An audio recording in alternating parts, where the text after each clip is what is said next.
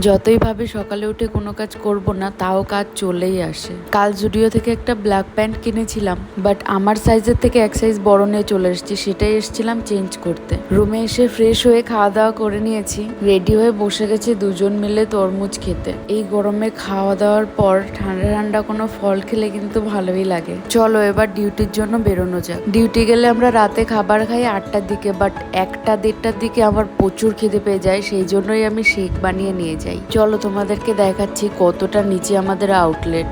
আমি তো শুধু ভাবি আমাদের আসা যাওয়া করতেই এত কষ্ট হয়, গেস্ট আসা যাওয়া করে কি করে। এখন রাত 12:30 বাজে আর আমার খিদেও পেয়ে গেছে, তাই চলে এসেছি দুজন মিলে শেক খেতে। সব কাজেই কষ্ট থাকে, বাট কাজটাকে এনজয় করে করলে কিন্তু কষ্টটা অনেকটা কম হয়। এই টপগুলোর মিশো থেকে অর্ডার দিয়েছি, কি কাজ লাগাবো তোমাদের সাথে শেয়ার করব। কালকের জন্য মাছের মাথা দিয়ে ডাল আর মাছের ডিমের প্রিপারেশন করে রেখেছি। আজকের কাজ শেষ, দেখা হবে কালকের ভিডিওতে। বা